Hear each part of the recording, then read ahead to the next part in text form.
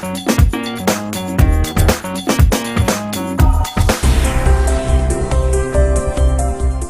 tardes con todos ustedes. El día de hoy vamos a ver el tema de tuberculosis pulmonar. Mi nombre es Félix Llanos Tejada, médico neumólogo del Hospital Nacional 2 de Mayo. La tuberculosis es una enfermedad muy antigua y es una enfermedad que de forma periódica produce destrucción del parénquima pulmonar, como nosotros podemos ver en estas imágenes. A su mano derecha de ustedes pueden ver una anatomía patológica de un parénquima pulmonar lleno de agujeros, lleno de cavidades, destrucción del parénquima pulmonar, y eso desde el punto de vista radiográfico es lo que nosotros vemos como lesiones cavitadas en la radiografía de tórax, generalmente de sitios apicales. La tuberculosis es una enfermedad muy antigua y siempre que hablamos de tuberculosis tenemos que mencionar que esta enfermedad es tan antigua como el mismo hombre.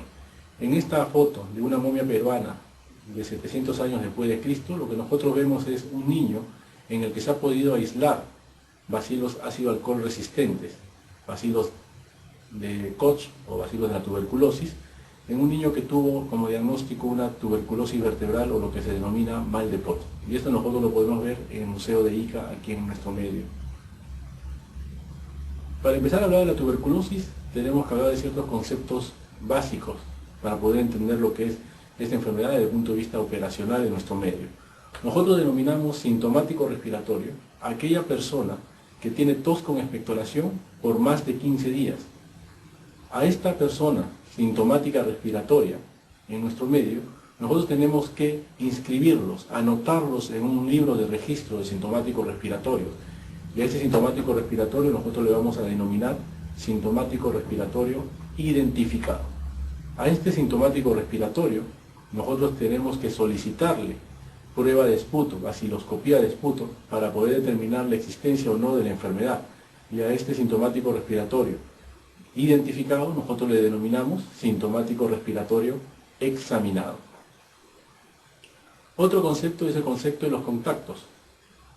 Existen dos tipos de contactos, el contacto intradomiciliario y el contacto extradomiciliario. El contacto intradomiciliario es aquella persona que comparte el mismo domicilio que un paciente que tiene baciloscopía BK positivo, con diagnóstico de tuberculosis.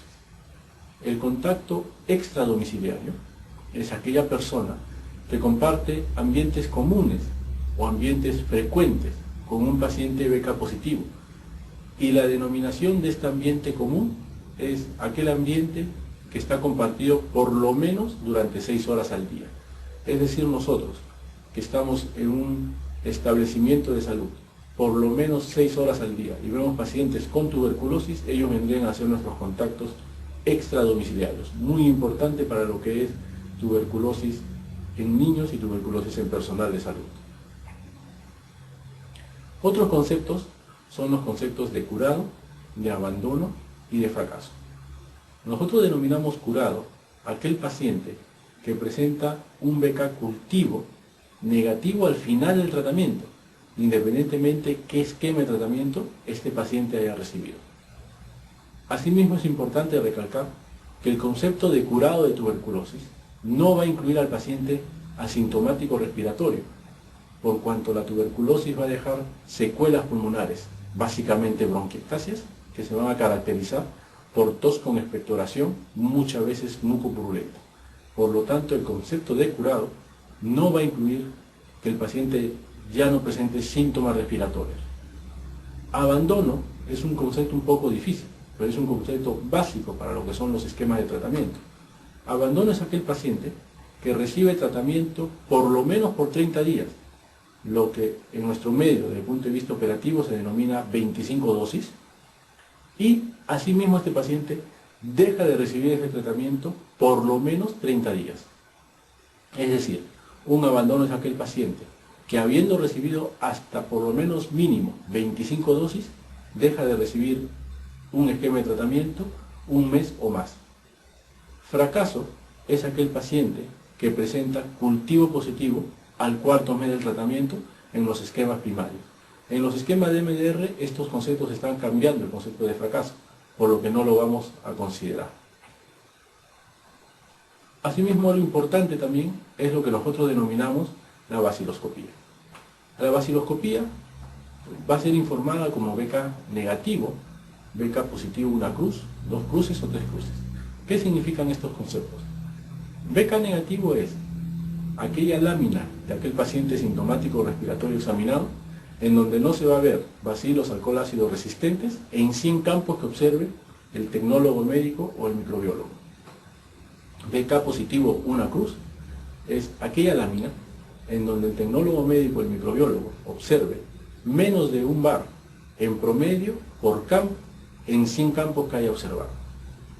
BK dos cruces es aquella lámina en donde se puede observar en promedio entre 1 y 10 bacilos alcohol ácido resistentes en 50 campos que se han observado. BK tres cruces, finalmente, o alta carga bacilar, significa aquellas láminas en donde se ha podido observar más de 10 bacilos por campo en por lo menos 20 campos evaluados.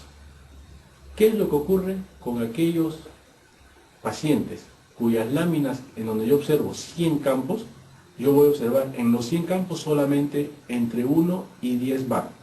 A esos pacientes yo le voy a informar su baciloscopía como bar.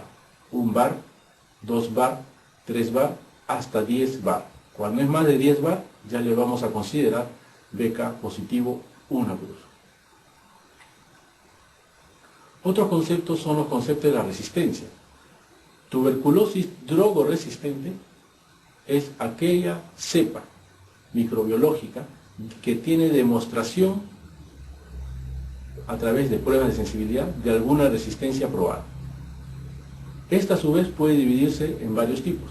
En primer lugar, la tuberculosis monoresistente, en donde la resistencia es a un fármaco determinado, independientemente de cuál sea este fármaco. Otro concepto es el de tuberculosis multiresistente o tuberculosis poliresistente, que es lo que normalmente utilizamos en nuestro medio. Aquí están incluidos aquellos bacilos en donde haya demostrada resistencia a más de un fármaco, independientemente de cuáles sean estos fármacos. Por ejemplo, isoniazida etambutol, isoniazida streptomicina, etambutol streptomicina. Tuberculosis multidrogo resistente es aquel grupo de pacientes que tienen resistencia demostrada a isoniazida y rifampicina juntos, independientemente si se les va a agregar alguna otra droga más. Tuberculosis extremadamente resistente es aquel paciente que tiene resistencia a isoniazida, a rifampicina, a un inyectable, amikacina, kanamicina o capreomicina, y a una quinolona, ciprofloxacino, levofloxacino, ofloxacino o moxifloxacino. A ese paciente yo le denomino tuberculosis extremadamente resistente. Finalmente, para terminar con lo que son conceptos, ¿qué significa tuberculosis drogoresistente primario y tuberculosis drogoresistente secundario? Tuberculosis drogoresistente primario es aquel paciente con tuberculosis resistente, comprobada desde el punto de vista de prueba de sensibilidad, sin evidencia de algún tratamiento previo.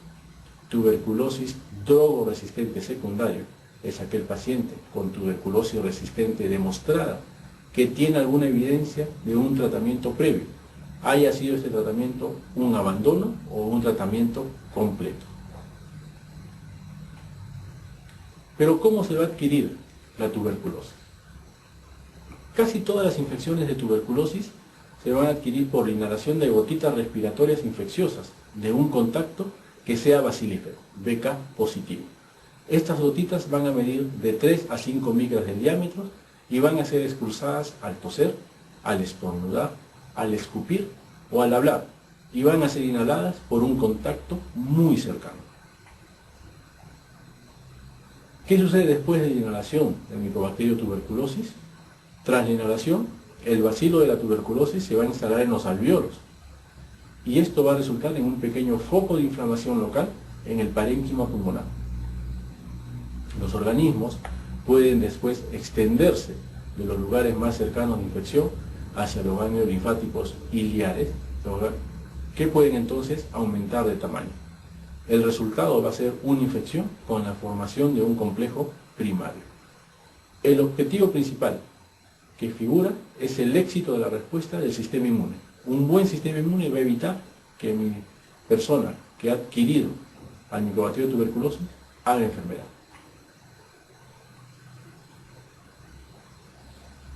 Estas micobacterias se van a propagar a los ganglios linfáticos y van a constituir el principal complejo principal o complejo de Gong. Aquí la persona va a estar infectada y no va a tener enfermedad de la tuberculosis y la tuberculosis no va a poder propagarse. Sin embargo, una respuesta inmune a micobacterio tuberculosis ya se ha desarrollado y esta se va a poder demostrar a través de una prueba que es la prueba del PPD o la prueba de la tuberculina.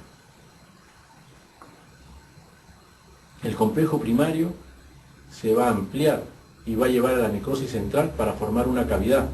Esta infección se va a poder propagar a nivel local y dar lugar a lo que se denomina bronconeumonía tuberculosa o la inflamación de los ganglios linfáticos y mediastínicos. Va a comprimir grandes bronquios y se va a traducir en un colapso lobar. Aquí el resultado va a ser la enfermedad pulmonar. La pleura yacente puede ser infiltrada por micobacterio tuberculosis, lo que va a dar lugar a una reacción de hipersensibilidad caracterizada por granulomas, que van a estar compuestas principalmente de linfocitos. Esta infiltración pleural puede resultar en un derrame pleural, que es rico en linfocitos, cuyas complicaciones a largo plazo van a hacer daño de los tejidos de los pulmones, como el enfisema o las bronquiectasias. Así, si no se logra contener la infección por el sistema inmune, la persona va a desarrollar la enfermedad pulmonar y se convierte en un caso capaz de infectar a otros a través de las gotitas respiratorias o en un paciente bacilífero. Otra posibilidad es una diseminación hematógena del micobacterio tuberculosis. Esto va a conducir a la formación de granulomas en muchos órganos. Los ejemplos van a incluir diseminación hematógena pulmonar, lo que yo denomino tuberculosis miliar. Diseminación hematógena al cerebro, lo que va a producir abscesos cerebrales o granulomas. O una diseminación hematógena a las meninges, lo que va a finalmente traducirse en meningitis tuberculosa. Otra forma de diseminación hematógena es hacia los huesos, en donde la tuberculosis puede producir osteomielitis, que comúnmente va a afectar a la columna y se va a denominar enfermedad de Koch. Por lo tanto, lo que nosotros estamos viendo aquí es una enfermedad sistémica. Así tenemos como historia natural que va a haber una fuente de contagio. Esta fuente de contagio va a ser BK positivo y va a eliminar gotitas de fluye o el núcleo de Wells, que van a ser inhalados finalmente por el huésped. Al llegar al huésped van a haber mecanismos de defensa respiratorias a través de macrófagos y vías linfáticas que va a formar el foco primario de Gong a los ganglios regionales. En caso de estos mecanismos de defensa fallen, se va a producir una pneumoinfección, un complejo primario de arranque, y vía sanguínea, vía hematógena, va a tener una localización extrapulmonar. Finalmente vamos a tener lo que denominamos tuberculosis primaria o tuberculosis postprimaria, que vamos a ver más adelante. En resumen, ¿cuáles son los resultados probables tras la exposición a la tuberculosis? En un 70-90% van a haber no infección. Quiere decir, estas personas expuestas a bacilo de tuberculosis van a ser PPD negativos. Y un 10-30% va a ocurrir infección. Finalmente lo que se va a traducir en un PPD positivo.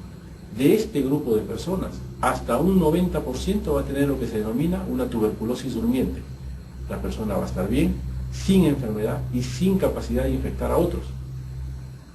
Un 10% va a tener tuberculosis activa. El paciente va a estar enfermo, muy probablemente muera si no recibe tratamiento y va a ser un paciente contagioso. Asimismo, un grupo de las personas con tuberculosis durmiente van a poder activar la enfermedad, lo que va a resultar en una enfermedad postprimaria. Por lo tanto, yo tengo tipos y estadios de la tuberculosis.